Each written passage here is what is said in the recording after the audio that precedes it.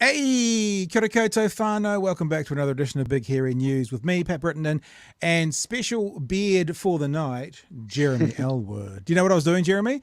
Because it's all mirrored. Cameras are mirrored. And I was going, which way am I supposed to? That way, Yeah. Jeremy Yeah, you Elwood. had it. Yeah, you did. Hey, how are you? Yeah, I'm good, man. So good to be with you. Now, for people who want to know, we all know and love Chewy, and he gives his heart to this thing. But he's had a pub quiz to go to, so we come very down the list when there's a pub quiz. But Chewy's probably going to jump in as we speak through the night. So, you know, Chewy's often the favourite in the show, Jeremy. So if you've seen Chewy's not on, you're going, no, I'm out of here. He'll probably duck in at some stage once he gets back from his pub quiz. But I'll do my best to fill those enormous shoes. Yep. Enormous shoes. Hey, so good to be with everybody. So good to be with you. We're just working out. Oh, look at this. My favourite intro from Free Soul. Felix says, "Hey, Morena from Stephen. Kia ora, boys from Irreducible Rascal." Lots of people in there saying g'day. Kia ora, Doom. Free. Are you saying hello as well? Hello, Jeremy. Hello, Free Soul. Hello, Jeremy.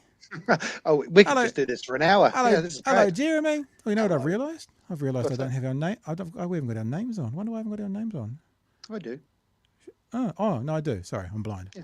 My names are on. I just couldn't see them. So for people who don't know, Jeremy Elwood, New Zealand comedian, featured highly on 7 Days, where a lot of people have seen his face on the telly for. Touring comedian, were you like the senior comedic writer for the project? I was the head writer for the project. Yeah, for its first 3.5 years. Yeah, but mainly responsible for the comedic stuff. And I met Jeremy. When was Theatre Sports? Must have been the early 2000s. Oh yeah, if not slightly before. Yeah. Must have been the early 2000s. Yeah, so me and Jeremy have had an on and off relationship for quite a long time, including a couple of seasons of a really cool podcast called The Slightly Correct Political Show, which we did during the election cycles. So, we go way back to doing this kind of podcasting thing and talking about things. And actually, speaking of going way back, for those of you who want to know, the very, very, very, very, very, very, very, very, very first episode of BHN, which was, I think, about March of last year, something like that. Yep. The YouTube clip says 12 months ago, so it's going to be kind of between 12 and 18 months ago. I'm not sure the exact date. Was featuring someone who looks like me. We didn't even have theme music. This is the first episode of BHN. No theme music. Hadn't quite got that much figured out, but we had the banner going down the bottom. You can see that. Like, subscribe, and comment. That's when we needed people to comment, and it wasn't too quick for us all. And yeah, I don't think. Not sure many people did on episode 1. Here we go. It's Big Hairy News, and we are joined by Jeremy Elwood. Jeremy, good morning to you. There you go. So this is the very, very first episode. I was having a look back over it. Look at this. In our very first episode, we were with a journalist live in the Ukraine. Yeah, I remember. This is our first episode. Yep. And I don't know why George joined us, but George joined us. For people who've been watching us for a while, good old George was in the show as well. And then there's something with I don't know what this is. There's got no screen there. Robert Patman joined us as well with no video. That was our very first. That's actually, when you think about the first show for a launching of a thing, it's not a bad lineup. Kiwi in Ukraine, Robert Patman, you, me, not bad. Yeah. No, it was pretty solid. And now I come back in and I see what's left of you. You know, there's only about half of you compared to that first episode. So about 2/3. About 2/3. Okay. About 2/3 technically. And I look at this, and just for you people who are on board in the last kind of 12 months, this is the thing that you guys have done, including taking us to number 1 in the news commentary podcast, where we still are at today. So thank you for that, for the audio podcast on Apple. That episode has been watched 76 times total. That's not live audience. That episode from the very first one has been watched 76 times. So that's where we've come from. And our episode last night had about 2,500 views. And, as we said, #1 audio podcast for news commentary in New Zealand at the moment. And that's all because of you lovely people who have come on board and started watching us. And if any of you were one of those original 76, feel free to mention it in the comments. Oh, yeah, for sure. Has anyone seen the first episode? Oh, look, the other thing is, remember, Chewy's not here, so I might miss some of the text, but feel free to mention it if you were one of the few. Now, a couple of quick things, couple of admin things. You know that I have kind of stopped doing the merch, especially if the left vote, left wins merch, because I think we're running out of time to get it to you. However, this week there was that story and spin-off not about our merch. Well, let's say it's about our merch. It wasn't about our merch. It was inspired by our merch. So that is completely accurate. And so some people ordered merch after that story. So I have to do a new run. So last night I said, hey, I'm going to do a little run anyway for those people. So if you want to get some stuff, I'm going to do a run on Friday. So if you want to get some, you can get some. So I thought, because Jeremy's here, just as a last time, and I am going to take the page down after this, as a last time ever, let's do one more chance for you guys to get the merch that's going to disappear, which is if the left votes, the left wins, red and green hoodies, right? Or, of course, the BHN gear as well. Someone finally, I've got this one. This is my BHN top down here on the floor, because that's where I keep it. I got the white and red. Someone saw me wearing that yesterday, and they ordered one of those today, which is kind of cool, because I think we're the only 2 people in New Zealand who actually have ordered them. So if you do want to get merch, I will open it up again. But honestly, I'm not doing the whole kind of, hey, last chance, buy one get one free. I'm like, because the left vote, the left wins. If you order it by the end of next week, it won't get to you before the election. So this is the last night we're going to be doing this, and I hadn't planned to do it, but because I'm getting some other prints, I'll do some prints for you. So it's going to be open. That says until 10:30 p.m. It's actually wrong. I'll change it when I take it down. It's actually going to be open until about 8 o'clock tomorrow morning, and for Fred, that's wrong as well. That's completely wrong. I'm giving 15% off, a flat 15% off anything you buy with the promo code Jeremy. So ignore the 10:30 p.m. and ignore the free delivery. It's actually till, I think, 8 o'clock tomorrow morning. And it's for 15% off. Use the promo code Jeremy, bhnshop.nz, and you'll get a flat 15% off. And then those left vote, left wins t-shirts and hoodies are gone. So this is literally your last chance to do it, which we weren't planning on doing it, but because I'm already doing a run, Jeremy, I'm like, what the fuck? Let's just do one more run. Yeah. We'll have to get you one as well. You can tell us what you want. We'll get one sent out for you, Jeremy, if you want it. Yeah, sounds great. Okay, the other thing is a little bit of admin here. If you are in and around Dunedin, and you'd like to come along to an IRL meetup, we're going to do a Dunedin meetup this Saturday at 3:15.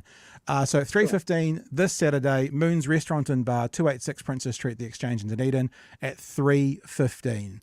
Now, I had to do this thing twice because I misspelled restaurant because I'm dyslexic. But then I caught it and I did another one. So yeah, at least honour my hard work. And if you're in Dunedin and you want to hang out, you can come along and see us on Saturday, 3:15, Moon's Restaurant and Bar. I'm sorry if you're out of Dunedin and you really want to catch up, but next year when we've got a massive budget, we'll do a world tour. But for this year, it's online meetups for everybody else and Dunedinite meetups we can see in person. 3:15 Saturday, Moon's Restaurant and Bar, Princess Street. That's also going to be on my Twitter feed. It's actually on the YouTube page as well. And it's on the Facebook page, everywhere. If you wanted to do another informal meetup, you could do it on November the 3rd at Whare Aurora Katua, where I'm bringing a comedy show down to Dunedin. But we'll talk about that later. Carry on. Yeah, Jeremy's only come on to get some ticket sales. That's about the only reason. No, it's just haven't been here for a while, so nice to be back. All right, more people in there. Look, and as you appreciate people in the chat, be nice to each other. You always are, but there's going to be less focus on, look, people just talking all the way through there. Yes. Whatever happened to George? George got a job at ODT, and he's still around. We still catch up with him from time to time. He always goes, I want to come on. But ODT, as you'll appreciate, newspapers work in the evening because they come out the next morning. So he's working as, I think, a journalist in there, ODT. Felix says he was a latecomer, but glad to be here now. What's this one? Saw some BHN merch at the Modest Counter protest. Oh. Very interesting. Very good, Zhao. Interesting to hear. Okay, we're going to talk a bit about the cookers in the capital a little bit today. It's a bit of an interesting show tonight, actually. We've got kind of a couple of themes running through it with several stories that tie into it. We'll get to those stories shortly. I am going to show you a little story first of all, though. It's sort of tied into it because it's Mark Mitchell. Now, when we say Mark Mitchell, Jeremy, we think of Matt Damon from that puppet thing. So we refer to him as Mark Mitchell. There's some video came out today of Mark Mitchell speaking to some of the either protesters or counter-protesters. And I wanted to highlight this and show this to people because this to me is everything that's sort of wrong with national. Stereotyping people, telling people what boxes they fit in, and telling them that they can then fix them out of those boxes. Some of you may have seen this. It's going around the internet today. But Mark Mitchell thinks he's talking to gang members. That's who he thinks he's talking to. And I don't know whether these guys would be in what we classify as gangs or not. But it's very clear to this Māori group who have come through is that's your label for what we do, and that's not okay. And I kind of think this feels a little bit like National and ACT to a T, telling others that don't fit into their, call it what you want, colonised box, Western box, white box, wealth box, that they should fit in where they don't. Let me play you a little bit of this for you, and you'll hear the interaction yourself. I just want to be really clear with you. I agree with you. I don't want these guys to be in the gangs. And by the way, if either one of you here want to leave, I'll be the first one to step up beside you and make that happen. But while you continue to choose to be in a gang, while you continue to be part of organised, so you've left the gang? That was your assumption. I never was in a gang. Okay, but good. a good assumption. Good. Okay, so the assumption was you're in a gang. He says I'm not in a gang and I've never been in one, but Mark Mitchell will still tell him and congratulate him for getting out of the gang. So I'm pleased. No, so you're I'm pleased to hear. stereotyping me. No, I support my father and all the whangaunga here. I represent I'm everyone. pleased to hear that you've left the gang. Apologise But the reason why we are here today, and you're part of a hikoi that's brought a petition. You're part of a hikoi that's brought a petition to say that the policies that we want to implement, if we're lucky enough to be in government, are going to be too tough on gangs. You're right. They are going to be very tough on gangs. But Matilda, they have got a choice. They've got a choice to leave the gang and all the negativity that comes with that, and stop the intergenerational harm that has caused and done. Stop the violence that's on our streets. Or I didn't realise it was just so easy, Jeremy? I mean, it's just snap out of it. It's just so easy.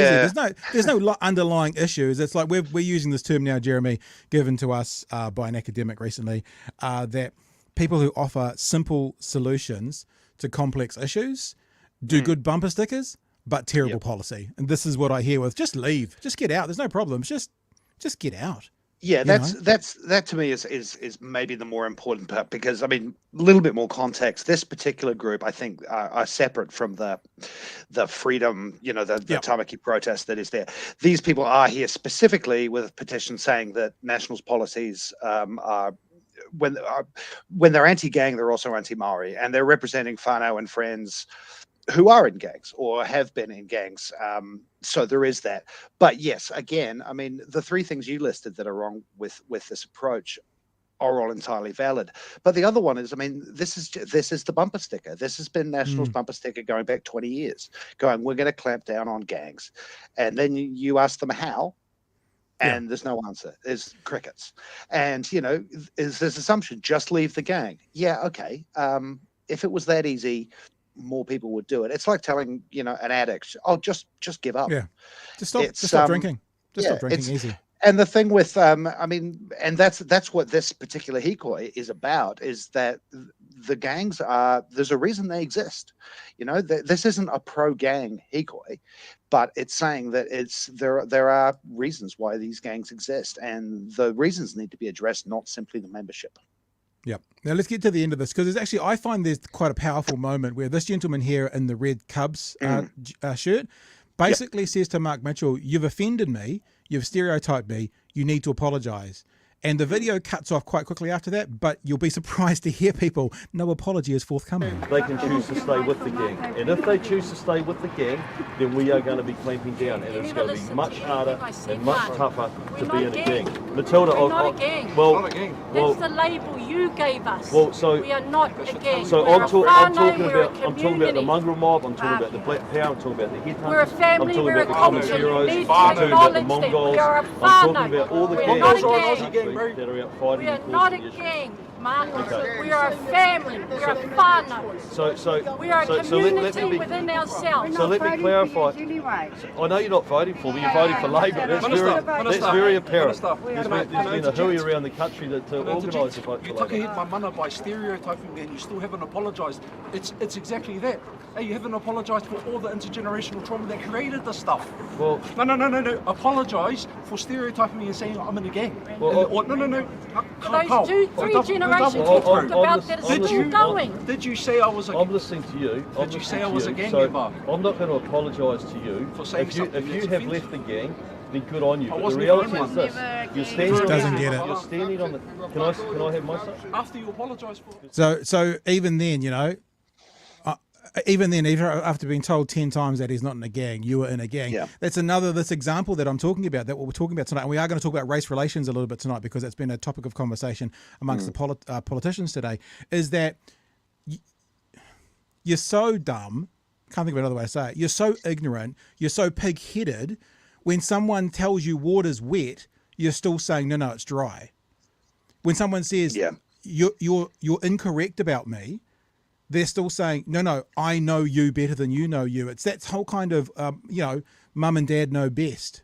The patronising tone that a part of politics, probably all of politics on some level, but I think we see it in a part of politics more than others.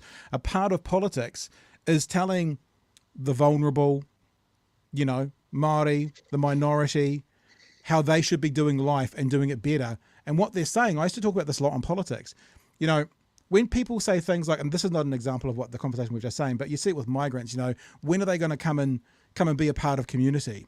And I used to always say there's two ways you be a part of community. They either become like us or we become like them. Or probably there's three, or we meet in the middle somewhere. And I always say to people, so you want the new migrant to be like you. When have you invited them into your house and opened your door and allowed them to become a part of community? Now, that's not the example we've just looked at, but that idea of we know best, you be like us, I very much hear that in that conversation, Jeremy. Yeah, so do I. I mean, that gentleman's name, by the way, is Taniora Tamahana, and he is not a gang member. Like I say, he's part of this group who are protesting the fact that these policies claim to be anti-gang, but in many ways they are actually just anti-Maori. And Mark Mitchell it's that national, it's that right wing. I mean, it kind of cracks me up that one of the accusations we always get around left wing governments is that they are a nanny state, whereas this is like nanny going, you are this and you should be like this. Yeah. That's as nanny state as it gets. And it's just standard operating procedure, particularly when it comes to the tough on crime brigade. It's just stop doing that. Stop stealing things, stop being a criminal, without any thought of maybe there's a reason, maybe there's something behind it. Maybe there's a social economic issue at hand here. No, it's simply a crime issue. It's black and white, and black and white, pun intended, very much so. Yeah. Yeah, but this thing that we keep coming back to, and we are going to keep coming back to it again and again and again, offering simple solutions to complex issues, gets you nowhere other than a big bill at the bumper sticker printing company. That's about all it will ever do. And it also never outlasts an election cycle. I mean, that's the problem, is that reality kicks in really quickly. And what we're hearing and seeing so much of this election is promises that, I mean, as someone who's lived through a few elections, you just look at so many of them and just go, nothing's going to happen there, because it is such a simple election bumper sticker, but the problem is so much more complex to it. And this isn't just coming from National. This is coming from Labour as well. It's coming from the left as well as the right, which is, here's a really simple solution to the problem. And then they get into power, whoever they may be. And we've seen it for the last, 3 years. We've seen Labour try to use very simple solutions for very complex problems and get nowhere. And it's something that just, unfortunately, has just become, I think, the defining characteristic of this election so far. Yeah. Now, well, speaking of, let's just roll straight into it, because there was some conversations around race today. It was based on a bit of a debate tonight. So this next part of the conversation, we're going to have a look at the conversations around race today. There's actually two stories we were going to play, one from TVNZ and one from News Hub. I think we'll just play the News Hub one. It's not quite as in depth to the maybe what Chris Hipkins said today. It does feature it, but it also talks about the debate from last night, which we do want to want to get to as well. And then we'll keep on going. I know it's also kind of a bit weird for two sort of white guys to be talking off on this, but I guess I'm looking at this from what's happening in the political cycle. But we have lots of people more knowledgeable than us in the chat, Jeremy. Trust me, every night we find that out. So you guys feel more than free to share your thoughts, and as much as I can. We'll just work with. We'll work with what we've got. We're not. We haven't deliberately put two white bearded guys up to front this conversation. It's just landed here. And just quietly on the bearding thing, a bit more work, please, has to happen on the bearding all right. thing. Sorry, I trimmed it for a gig. Yeah. All right. Okay, so here's the TV3 news story tonight, looking at the issue of race. Well, not really an issue of race, but it starts with a protester confronting Winston Peters, a Māori protester, basically saying, what do you mean we're not Indigenous? And then goes into the overall conversation that this is taking within the political cycle at the moment. Tēnā tātou katoa, good evening. Winston Peters' election rally has been stormed by a protester in Gisborne who called his supporters racist and accused him of bad-mouthing Māori. Race was a key element in last night's News Hub Leaders debate, and as Lloyd Burr reports, a key target in a race relations speech by Chris Hipkins today. A challenge to New Zealand first on who came to New Zealand first. This local Māori woman confronting him over his claim Māori are not Indigenous to New Zealand. His mind is eventually coming to his aid. The protester eventually leaving, although not before having abuse hurled at her. Race relations is a key element of this election and a key element of the Peters playbook, which his party's following. This is his Rangitata candidate, Robert Ballantyne, speaking about Māori at a meeting in Timaru. I tell you, we'll pause this because I've actually got the full transcript of it, and we'll show that and that. I think Spider Hoof put it out today. Let's just have a look because there's a little bit more information here as to what it was. Have a listen. New Zealand First will formally withdraw New Zealand from the UN Declaration of the Rights of Indigenous People. I mean, if we could just stop there, couldn't we? You could really. You could just not bad pull the enough plug right now. Yeah, but we'll keep going though. We will not be dictated to by global organisations like the World Health Organisation, World Economic Forum, or the UN. And then we're going to get into our cookers conversation a bit later on. And all government departments will revert to English names. It does almost feel like we're watching a parody. Like, let's put out the most racist, far-right, alt-right vibe we can and do a Bill and Ben little joke version of it. It's such a sort of paradoxical kind of look at what that would be, but it's for real. I love this because this is Rob Ballantyne, and when asked to explain himself today, he kept saying that his comments had been taken out of context. And as far as I can gather, the only context that they'd been taken out of is it was at a Rotary meeting in Timaru. I mean, what did you expect? Like, play to your crowd, buddy. I mean, this guy knows his room. Yep, and listen, if it's taken out of context, I think, did I just see Spiders in the chat? We're playing the full kind of minute 20 that he said, so you've got the context as well. Our party believes in one person, one vote of equal value, regardless of race, gender or religion, under one crown, one government, as the treaty clearly states. Cry if you want to, we don't care, you've pushed it too far. And we're the party with the cultural mandate and the courage to cut out your disease and bury you permanently.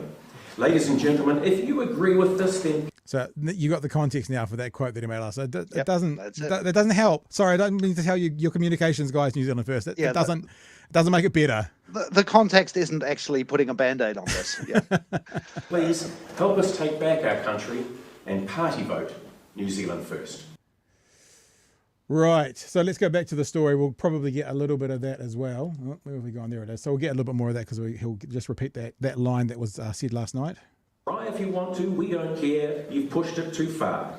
And we're the party with the cultural mandate and the courage to cut out your disease and bury you permanently. Chris Hipkins put that quote to Christopher Luxon at last night's News Hub Leaders debate. You to Party Maori and the Greens coming to power in 3 years. Do you think that's racist? I do. I don't think that's acceptable so at all. why are you willing to have them sitting around the cabinet table? News Hub called Valentine to ask him about his comments.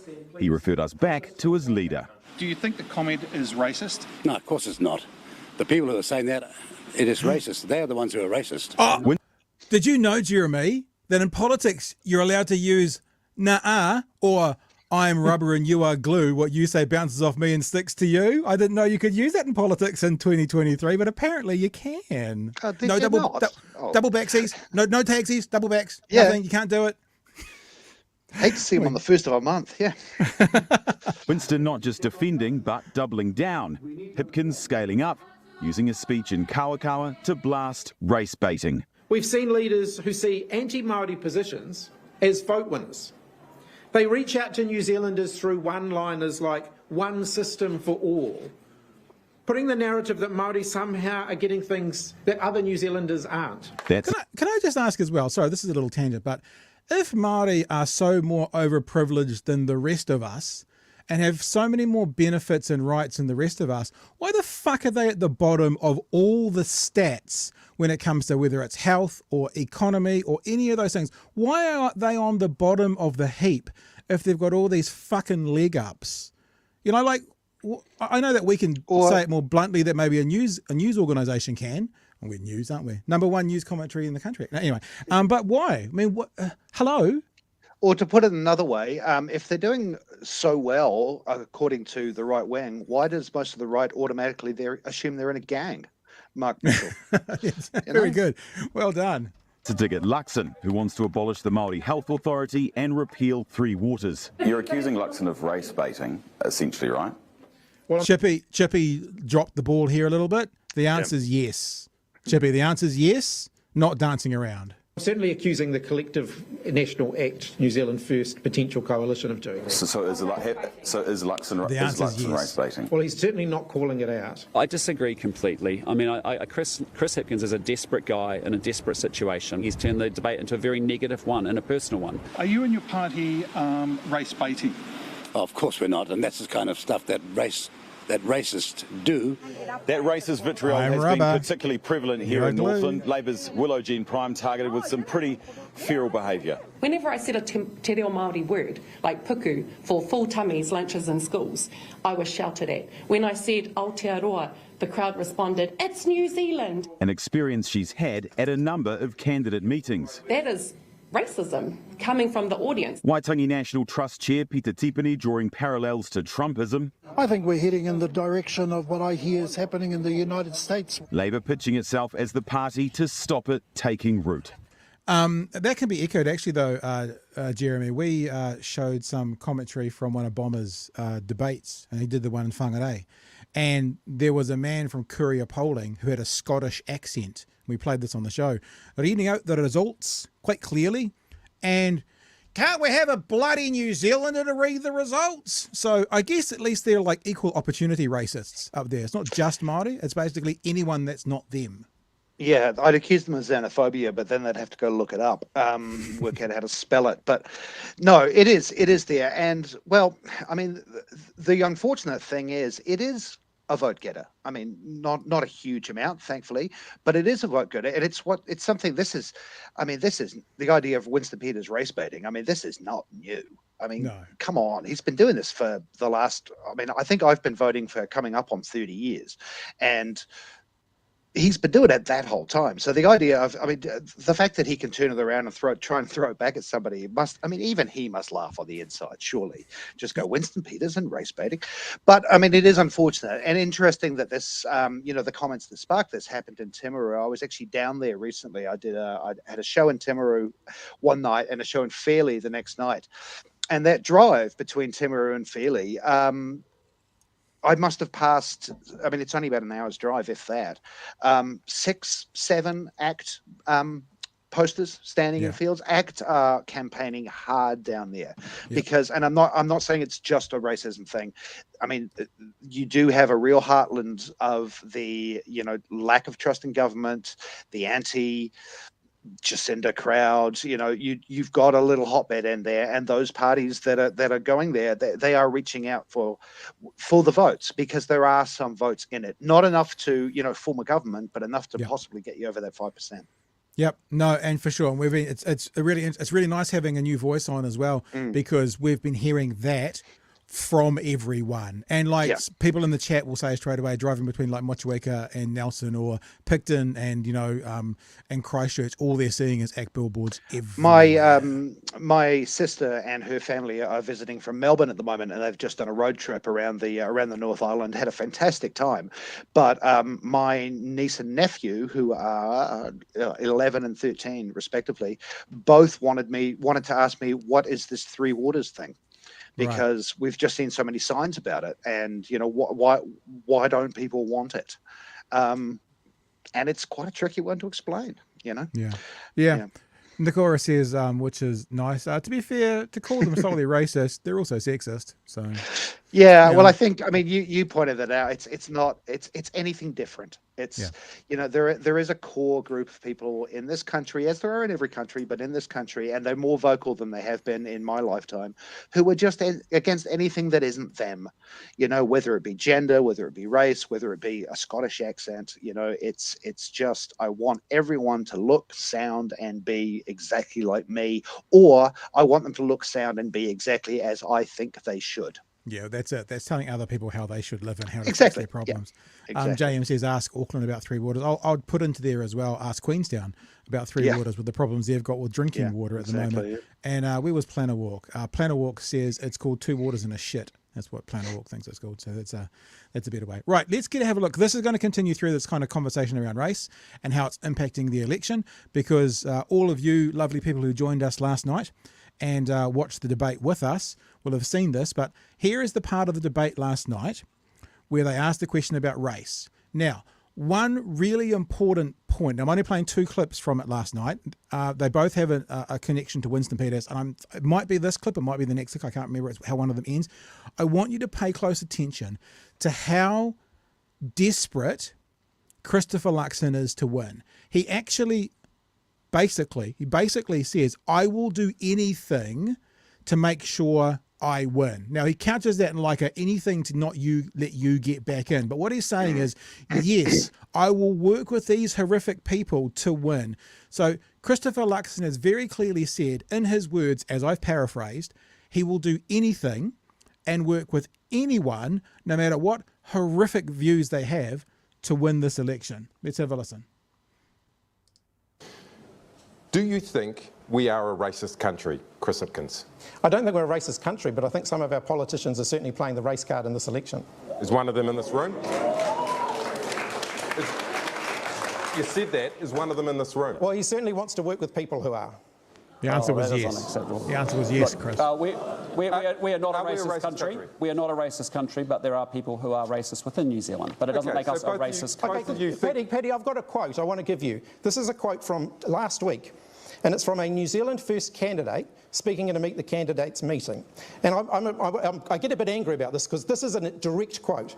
And it's only the third time we've played this quote tonight. Try if you want to, we don't care. You pushed it too far. We are the party with the cultural mandate and the courage to cut out your disease and bury you permanently. Christopher, you're willing to work with these people. Why? Well, I'll tell you why, because I'll tell you what's going to happen is I don't want to work with New Zealand First, but I am going to make the call if it means that I stop you to Party-Maori and Greens coming to power in 3 years. Do you think that? I got to just say, I got to play that again, because the Elmer Fudd moment. You know, the Elmer Fudd moment where he's like, we're saying last night, we think one of the issues with Christopher Luxon is being a CEO. No one ever pushes back against CEO. No one ever says, you're being a dick. The CEO does, you do what the CEO says. But when someone pushes back and when he gets to a point that's uncomfortable, it's stuttering. And this is like, well, I don't want to. I was going to loop it about 10 times. It would have been quite a funny soundbite. But just, it's fairly obvious, I know, but I want to look at it again. From last week. And it's from a New Zealand First candidate speaking in a Meet the Candidates meeting. And what it is Christopher Luxon being very, very uncomfortable and not knowing what to say, not having the notes in front of him to repeat, not having the talking points. This is how he responds. To cut out your disease and bury you permanently. Christopher, you're willing to work with these people. Why?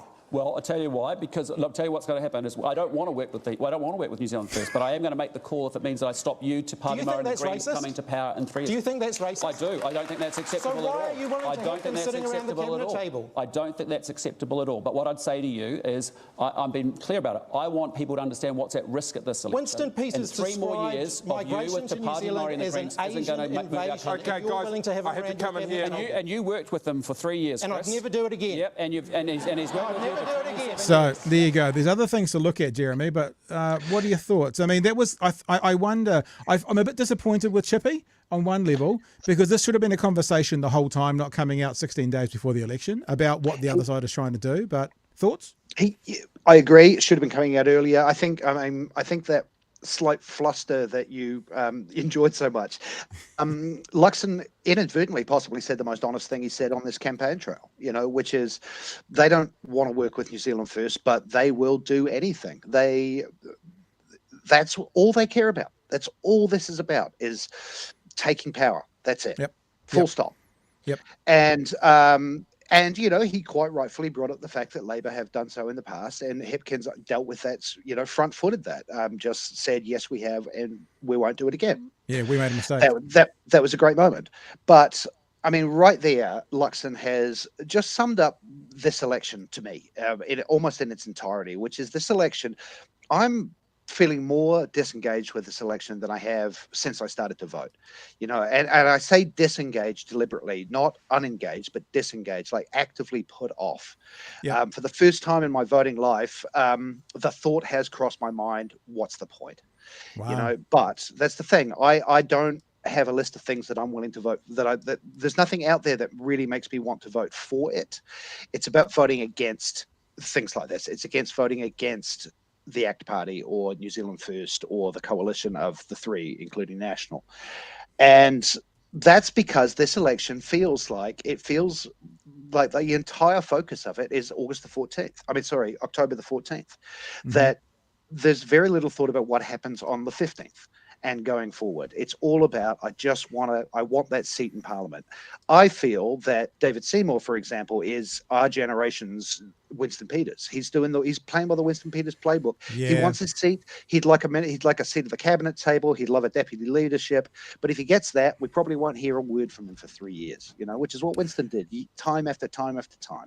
Winston Peters has always been a pretty effective, be you a fan or not, opposition MP, and pretty ineffective when in government. I mean, you give him the wine box, right? You give him the wine box, and you could say, if you were being generous, well done on accumulating all the other seniors' benefits to the gold card. It wasn't that big of a deal. There was nothing special about it other than less space needed in your wallet.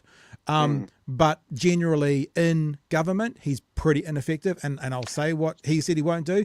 He wants the baubles, which will make it an incredibly interesting time after the election, should there need to be a negotiation. Yeah, look, I'll agree with you. But I mean, this time it feels like everyone's playing that game. Everyone's playing the what happens on election day. And Luxon's just been inadvertently, I think, incredibly honest about it. I mean, he's basically just said, I don't care about any of this. I don't care what New Zealand First's candidates say. I don't care what their underlying policies are. What I care about is how many ticks go in that blue box on October the 14th. That's it. That's the end of my empathy right here. And I mean, that's distressing. I mean, that's actually a really disturbing thing, because in some ways it is a really important election, but I don't really feel that, anyone's really looking beyond the final result. Yeah, no, interesting. And you said earlier, I don't know if you just said it now because I was looking at the text as well, but you said it to me earlier about being a swing voter. And I said I wanted to ask you something about that.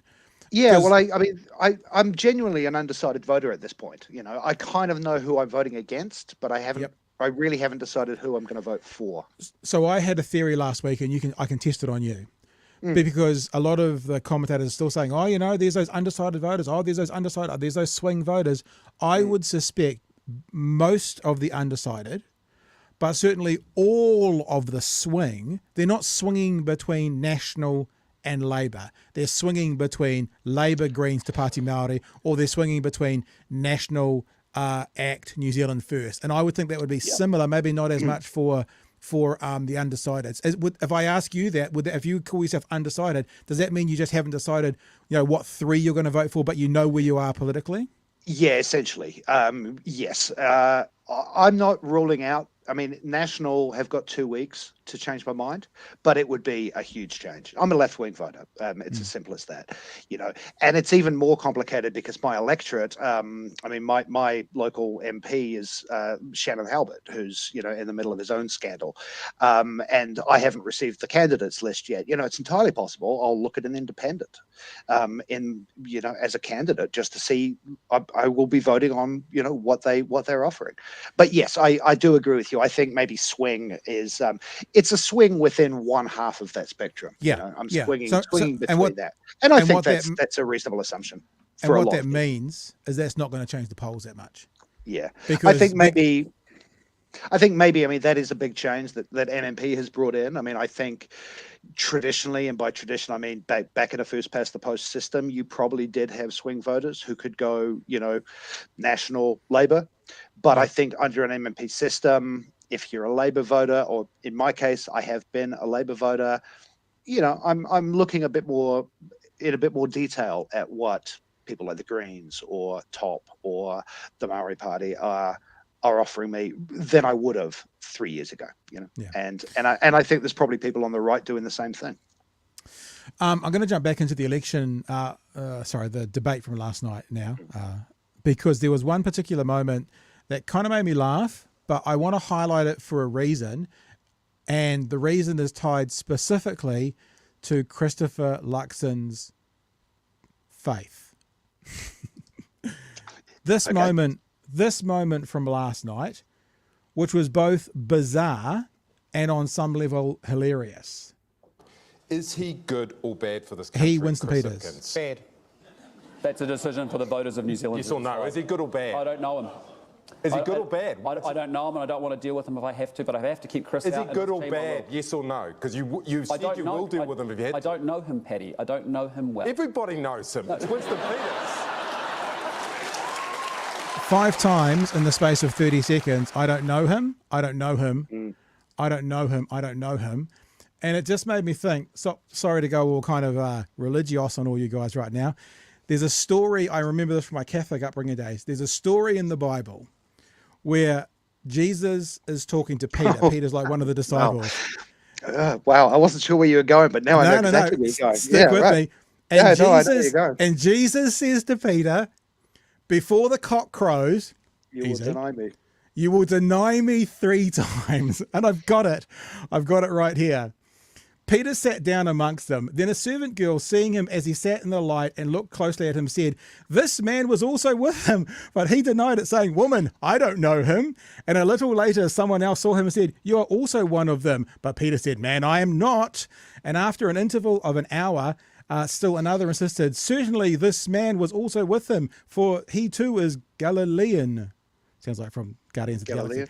Galilean. But Peter said, "Man, I do not know what you are talking about." And immediately, while he was still speaking, the rooster crowed. And I just thought, does that therefore mean for Christopher Luxon, Winston Peters is either the Messiah or just a very naughty boy? One of the two is obviously the case, though, seeing of his faith follows those beliefs.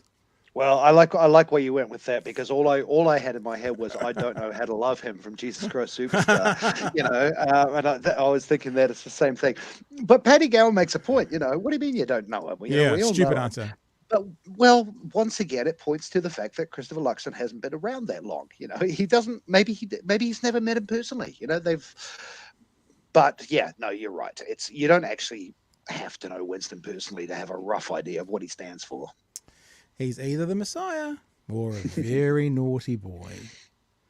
I'm sure everyone's seen Life of Brian. If you haven't seen Life of Brian, go watch Life of Brian. Very, very funny. Hey, speaking of the Messiah, Brian Tamaki. Oh, segue. Wow. Good segue. Yeah. I've written this up. Yeah, I've written this up as the cookers going into the Capitol. Nobody really understood what was going on.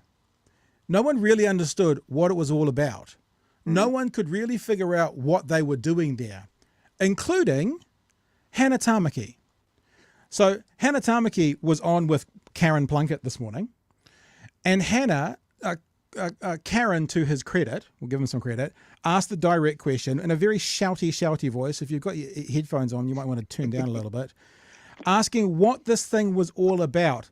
And she didn't seem to be able to explain it. What is it in specific? What meeting or conference are you protesting? Well, there was going to be a meeting held at Parliament with the latest Sir Ashley Bloomfield. And okay, now I understand this was a meeting organised by the United Nations Association of New Zealand, which is a charitable trust. And as far as, and they're coming on the program at 8:30, okay, they are not associated with the government.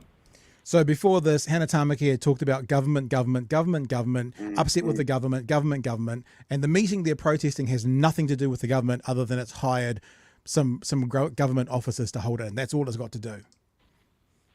But what's Ashley Bloomfield doing? And it was going to be held... Because he's resigned from the Ministry of Health. He's not part of the government either, Hannah. Sean, it was going to be held in Parliament. Yeah, a lot of people can hold things at Parliament, and I'm going to ask about that. But Hannah, there was no one at Parliament. There was all the MPs are out campaigning. Oh, are they? I saw a few of them at the airport coming back down to Wellington yesterday on the same flight. Okay. Well, so, Parliament is not in session.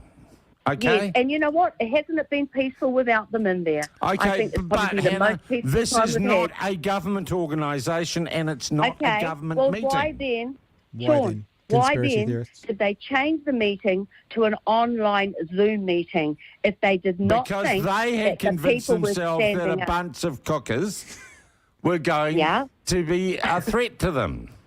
Well, guess what? We're not interested in camping there. We didn't camp there. We're not interested in it. And that further, no truth could be more accurate. I couldn't imagine any of the Tamakis resting their head on any pillow outside their house if it doesn't have a mint on it. So Hannah Tamaki didn't know what well, let's be fair, couldn't explain what the protest was about. And I think it's also worth pointing out that this is the end of a hikoi, but she's just admitted in that her hikoi involved catching a flight from Auckland to Wellington. That was her journey to the protests. So yeah. The lovely Calvin Morgan has on his Twitter feed today, the Brian Tamaki-led march on Parliament had attracted around 1,000, mostly Destiny Church people. Beautiful waiata from counter-protesters. Let me put up the tweet for you as well. From counter-protesters, Pōneke Antifa, and a pissed-off-looking Julian Batchelor forced to march at the very back of the procession with his sign. Have a look at a little bit of the footage that was put in, that's up on Calvin's Twitter feed today. Time for! Time for! Freedom's movement, make some noise!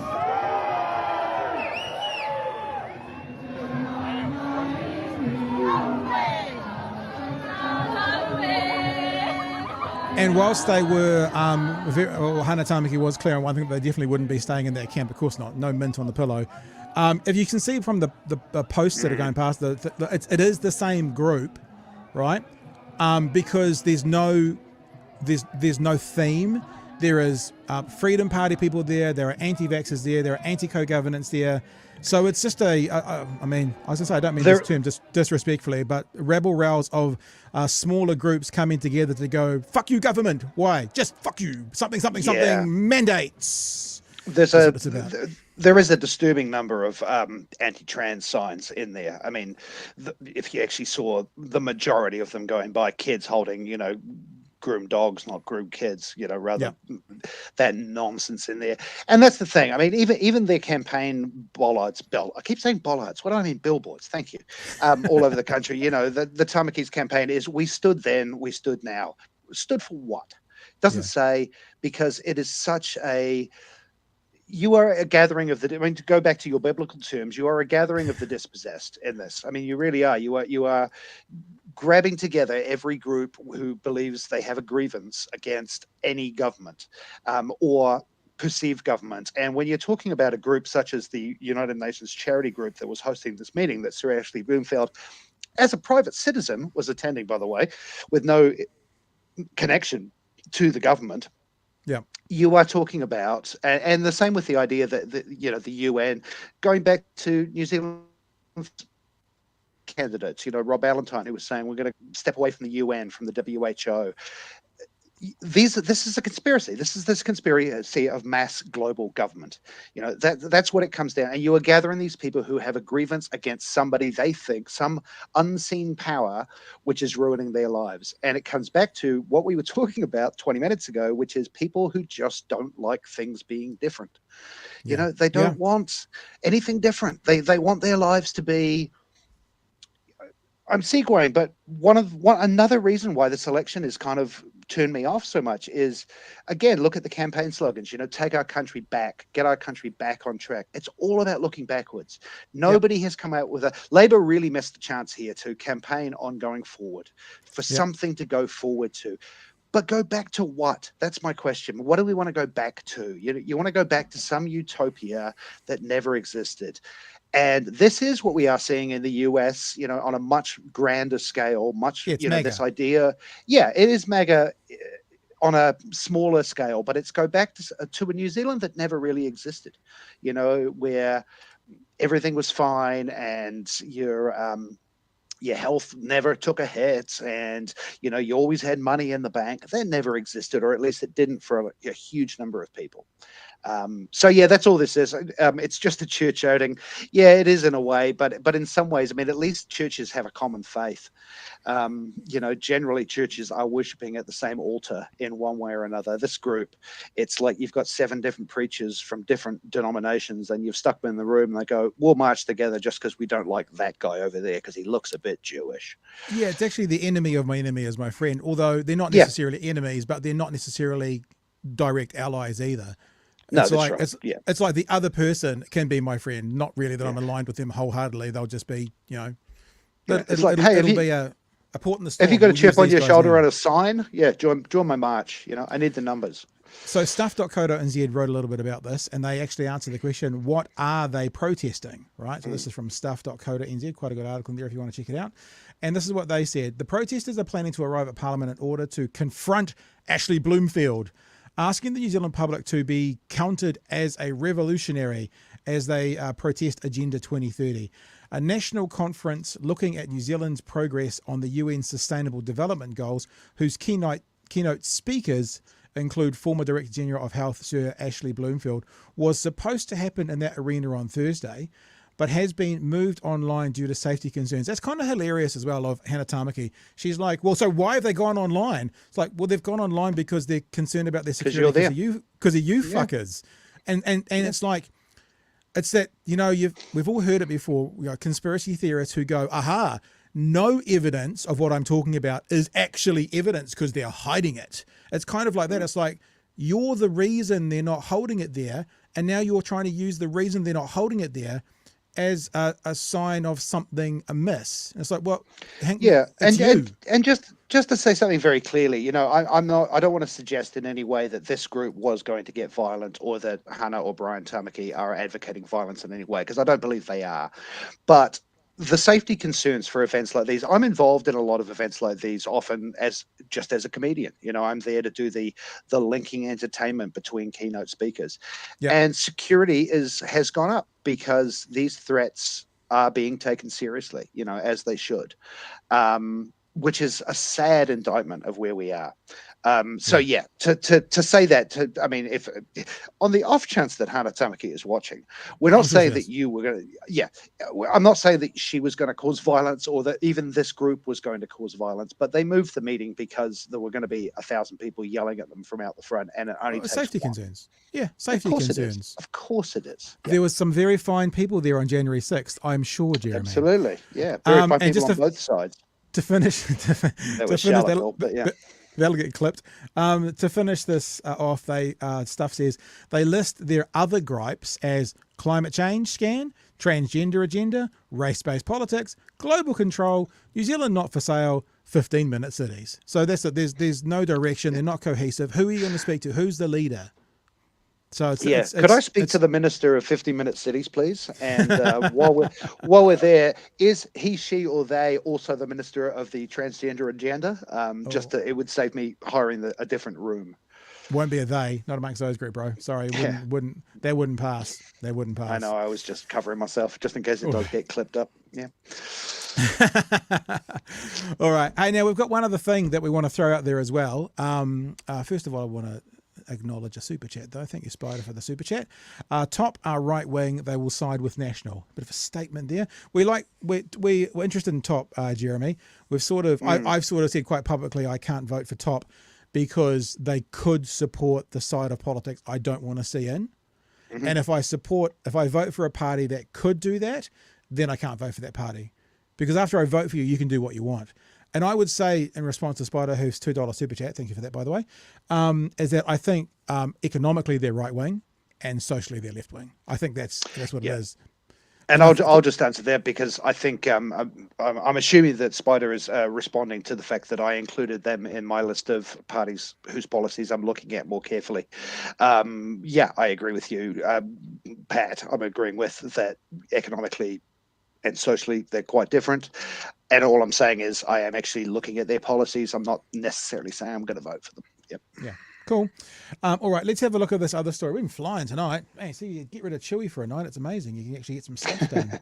Not 312 tangents. Let me just say one more time as well, probably the last time I'll mention it almost ever, is that if you want to get yourself one of the left wins tops, these are leaving the internet, the universal website, at 9 a.m. tomorrow morning, where I'm putting in the last order. We weren't going to do this. We weren't going to offer them again, but because some people have bought some this week, I have to do another print run. If you're interested in getting any gear, either left vote or just straight BHN gear, then until 8 a.m. tomorrow morning, as you can now see, I've corrected the promo code down the bottom. The promo code is Jeremy for our lovely guest there. And that'll just give you a flat 15% off. So that means hoodies that are $90 become, what's 15? $13.50 become 76 or something like that.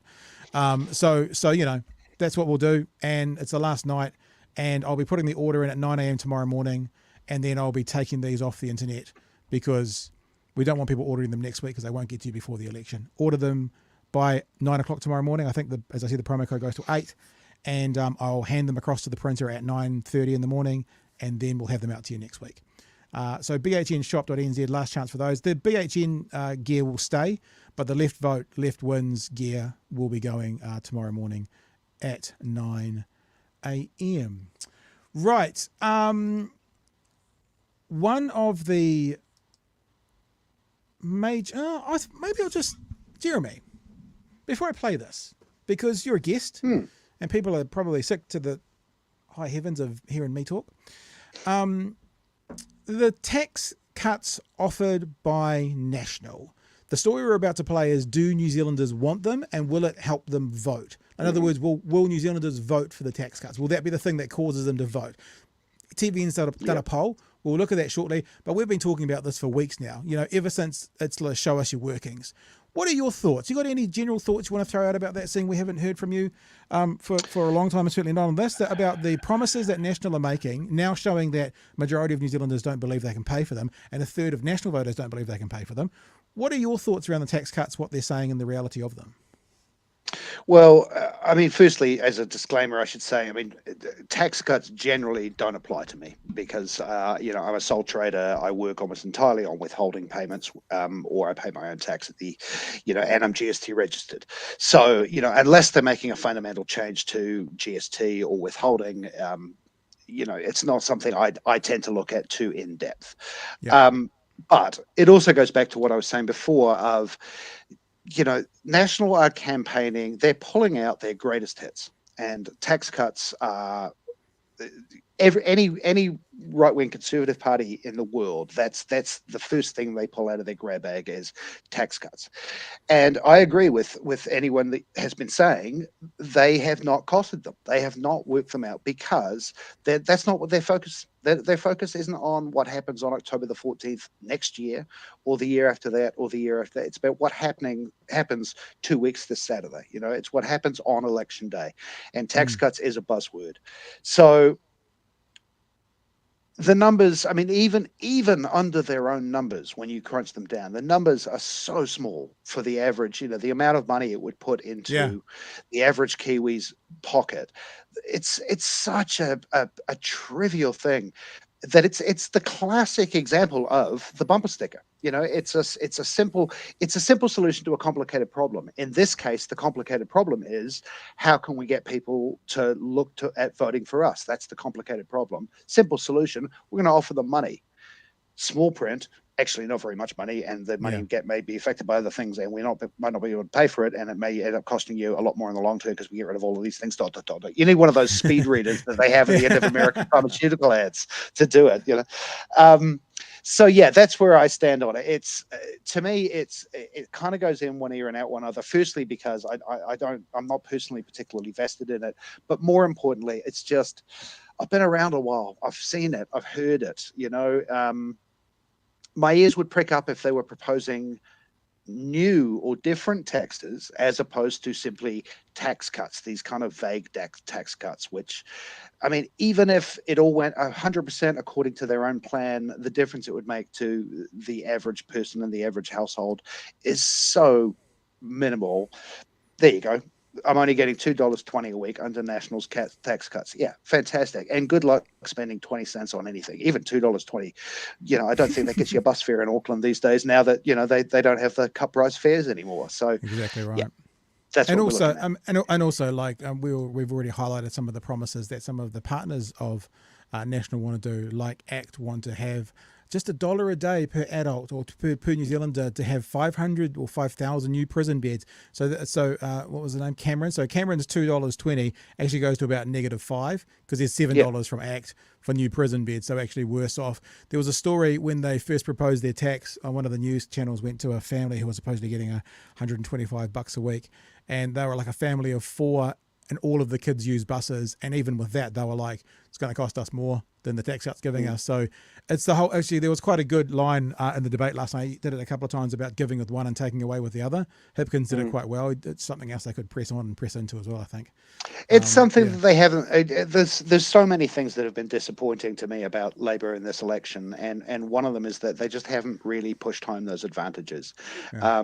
They've been too easily distracted, sometimes within their own party and their own candidates. But it's just been these are points that could be hammered home. Is the fact that even making the massive assumption, and it is a massive assumption, that everything National says it's going to do, they will do, and that it will happen precisely as they've predicted it. Even under that absolute, almost impossible to believe best case scenario, you're going to wind up with $2.20 in your pocket a week. Yep. All right. So let's have a look at that now that we've just had a bit of a wind up about the tax cuts. What do New Zealanders think of the tax cuts, and will the tax cuts be the thing that cause people to vote for National? How important when it comes to voting are the tax cuts? National outselling its tax plan in Te Puke, promising $250 a fortnight for a family. So what might they spend it on? Probably just holidays and trips, actually. Food, probably. And remember, every single cent that doesn't go into savings, as we've been told by Nicola Willis, every single cent that doesn't go into savings will be inflationary. If money's going into the economy, it will be inflationary. If half of it's savings, then half of the tax cuts will become inflationary. Just got to always remember that. That's the most expensive now. Food and health and paying my rent. I would save money. We asked, will tax cuts influence the way you vote in the upcoming election? 16% say yes, it definitely will. 27% say yes, it probably will. 29% say no, it probably won't, and 21% say no, it definitely won't. So half of us probably or definitely won't. And it's funny, it doesn't quite up to 100, so there must be a disparity. Just doing the maths on that. Yeah. So what's that, 93%? So that's 43% are either definitely or probably will, 50% definitely or probably won't, which I think is an interesting, and I mean, I guess National only needs to get 48, 49, 50% of the vote, or the right does, overall. So all you need is 50% of people who want it, and it's a thing that'll aim for them. But I was surprised at these numbers, to be really frank with you. Well, to be frank with you, I mean, I think that this is exactly what I was saying, is that it's such a dog whistle, tax cuts. It's such a thing. But even those people they just interviewed, the idea, I mean, let's go back to, again, the dream, 100% right. They're going to put in $250 a fortnight into a family's pockets. That works out, if it's a family of 4, at Knowing National, that's precisely what they're thinking of, nuclear family. That works out to just over $4 a day. You know, and there's people saying, oh, I'm going to use it, I'm going to spend that on a holiday. Yeah, good luck, buddy. Or I'm going to use it to save money. You're going to put that $4 a day away. I mean, sure, it adds up, but come on. And then again, it's always that question of collective good as well. You know, and then what if and that $250 is not tax cut.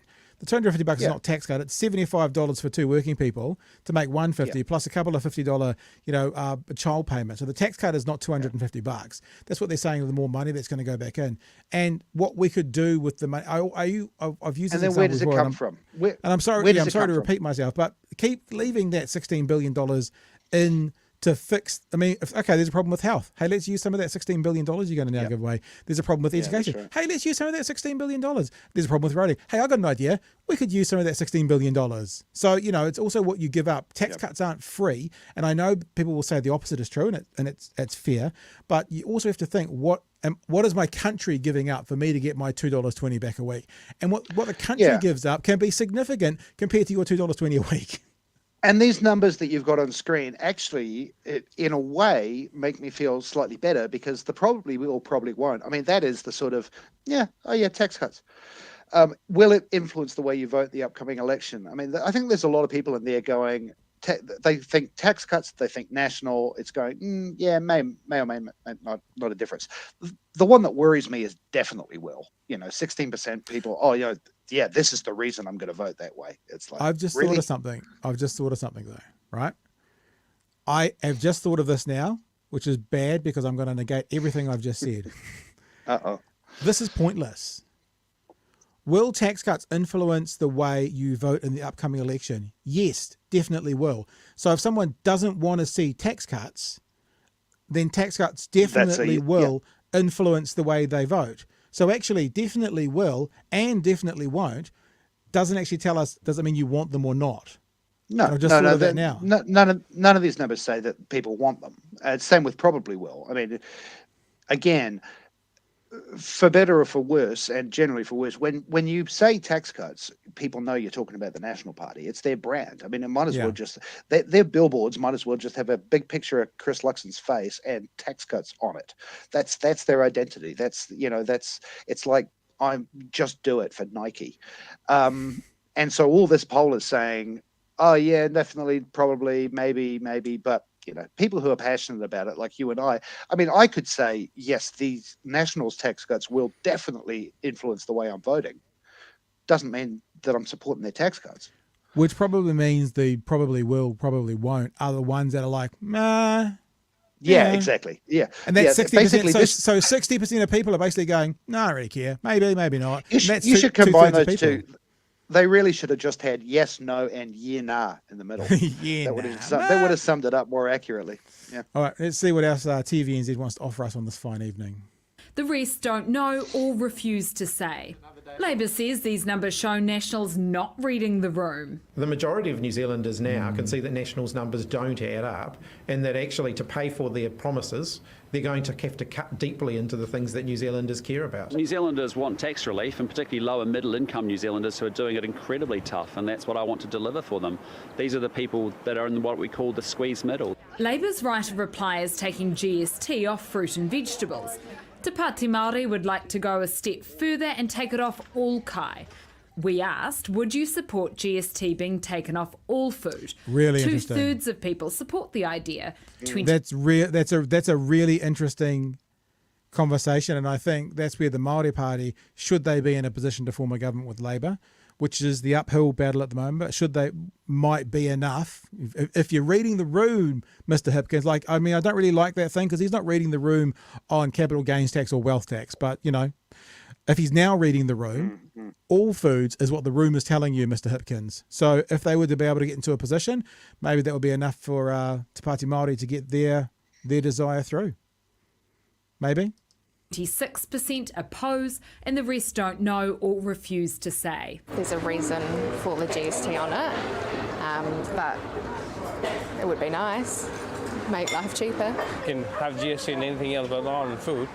Yeah, that's wrong. Yeah, probably be removed because it will benefit those who are less fortunate than myself. GST is taken off most foods in Australia. This expert says doing that here could cost in the ballpark of $3 billion in lost revenue, and she's not convinced. I don't think anybody who understands tax thinks this is a good policy, just because of the lack of targeting, and also it doesn't really achieve what I think it's trying to set out to achieve, which is to get lower income earners being able to afford more food. And there's not much political appetite either. It has a huge price tag with it, and we're just not in a position to be able to do that. Very complex, and we think it's a very clean tax mechanism. There will be more tax talk tomorrow when National releases its full spending plan. So that's tomorrow's plan, people. I hope you're all going to be up nice and early to read their full financials when they come out, because obviously no show tomorrow night. So you can all gather around the fireplace at 9 o'clock tomorrow night, read it to yourselves, and pretend that we're having another BHN. Lisa Marriott, friend of the show, says... Can I just say... Yep. Oh, sorry. I was just going to say, I've always loved National's take on the GST, which is what a... We still got you? We might have lost you, Jeremy. We might have lost you.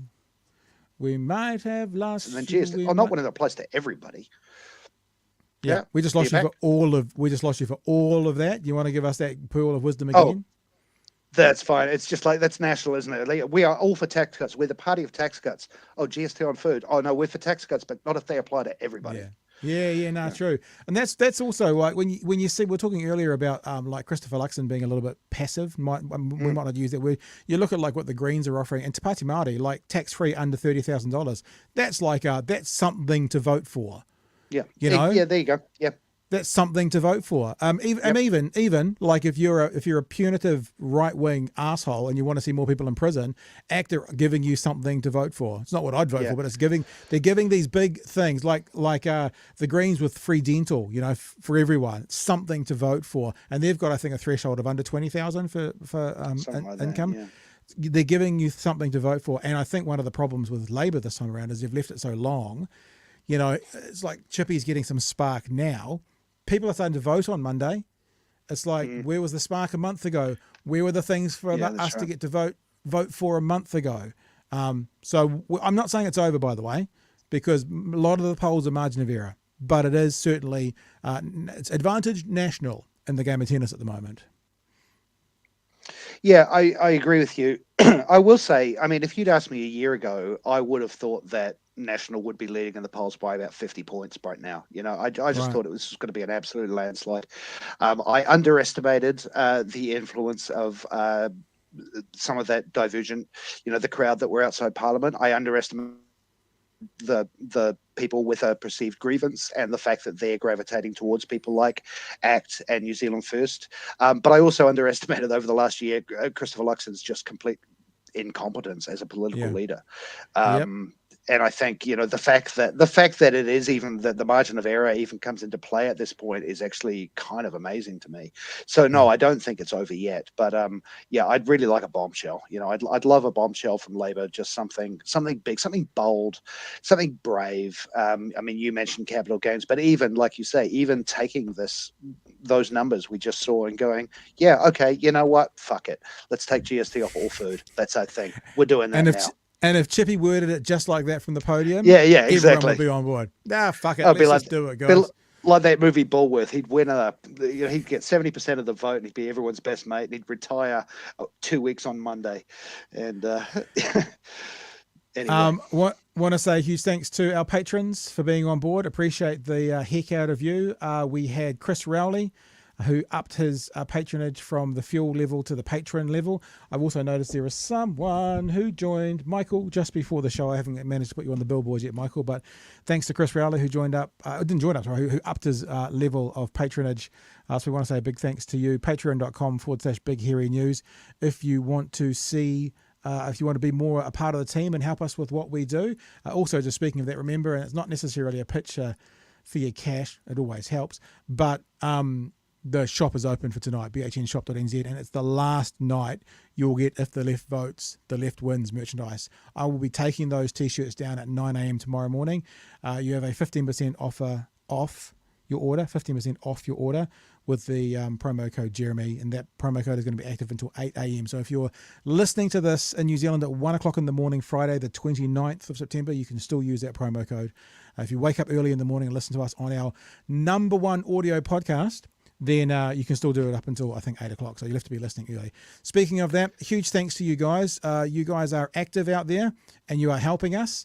Would really appreciate heading to Apple Podcasts and listening to some of the BHN product on Apple Podcasts. Just search for us, #BHN. You have us at #1 in the charts at the moment. We are ahead of Rover and Duncan Garner. We are ahead of News Talk ZB and Leighton Smith. We are ahead of Spinoff. We are ahead of all these places with massive budgets and massive reach. We're bigger than them, and we're #1 in the charts at the moment. So I really appreciate you guys checking us over again the next day. If you've only heard half the show, then go to Apple Podcasts, sign up, subscribe, listen to the first half of the show tomorrow morning on Apple Podcasts. Keep us at that #1 spot through this week, because that will help us out immensely as well. Mostly my ego, but there are a few things bubbling away in the background that it actually genuinely helps us. So if you can't be like a patron and you can't buy some merch, what you can do is listen to us on Apple. Genuinely helps us a lot, and we really appreciate it. Finally, last advert for whānau for the night. If you are in Dunedin, remember this Saturday we are doing our first ever meetup, like our in real life meetup. We do them online every month, but in real life meetup. And it's not just one for patrons. Anyone who wants to come can come. This Saturday, 3:15 p.m, Moon's Restaurant and Bar, 286 Princess Street, The Exchange in Dunedin. It'll be on my Twitter feed. It's on the YouTube page. It'll be on the Facebook page. And me and Chewy will be there from 3:15, hang out for an hour or so, have some drinks, maybe some food, if you want to come along. Moon's Restaurant and Bar, 286 Princess Street, 3:15 this Saturday, 2 days from now. We will see you there, Dunedinites. Jeremy, thanks for coming on board, man. Oh, yeah, you got to tell us your stuff as well. Yeah, just up the road on November the 3rd, if you're in town, come and see me. I'm doing a comedy show in Dunedin, which I haven't done for a few years, so I'm really looking forward to that. I've got the 1st, 2nd, and 3rd place getters from your Raw comedy competition, new faces. They're going to be on the bill. They're going to be opening. So that is at Te Whāreo Rukatia. Tickets at rukatia.NZ. I think it's just .nz. Or you can have a look at my website, jeremyelwood.com. Details are on there as well. But it's November the 3rd, and I'd love to see you there for that. I was just looking up the your Facebook page here to see if there's anything on there that we could show the whānau. Here we go. There we go. Dunedin comedy. Yeah. Looking forward to meeting all the Dunedin people. So and it's in there. Jeremy, yep. We go to your website, Jeremy Elwood. Go on there and then go to live shows. Yeah, there you go. That's it. So that's in Dunedin, November 3rd. November the 3rd, one night only, Friday night, and it's 7:30. And yeah, I was just thinking in my head, how far away is that? That's well after the election. So yes. Yes, it is. Yeah, a couple of weeks after. Yeah. We'll definitely come along and check you out. It'll be great. All right. That's us for tonight. Whānau, thanks for being a part of what we're doing. We appreciate you all very, very much. It's been a lot of fun. How does it feel, Jeremy? Kind of first time back for a wee while. What's the vibe like now doing it versus the early days? Familiar but different. I mean, it's familiar. It's you and me talking, but it's different in that it's not just you and me talking. Apparently, there's people listening as well. That's the difference. So, yeah, for the viewers and listeners, keep coming back. All right, team. It's been a blast. We'll be back. I'm just reading. I'm sorry. I'm reading things. I need to do a live meetup. You need a live meetup at one of these protests, Pat. Get your viewers up.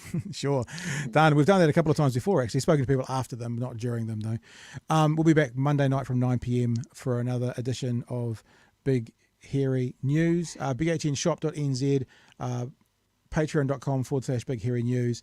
And if you're in Dunedin, hopefully we will see you on Saturday afternoon. If you're not in Dunedin and you want to travel, like if you're a little bit outside of Dunedin, you can still come. You don't have to be only in Dunedin. If you're like 20 minutes out, you're still allowed to come. There's no rules. We're rule breakers in this show. We're rule breakers. All right, team. Hey, thanks again, Jeremy. It's been a lot of fun. It's that naturalness. I feel it. I feel the chemistry, sir. And I don't think just sexual, others as well. Right, thanks for having me. All right, team. All the best. We'll catch you Monday night from 9 p.m. for another edition. Hooroo.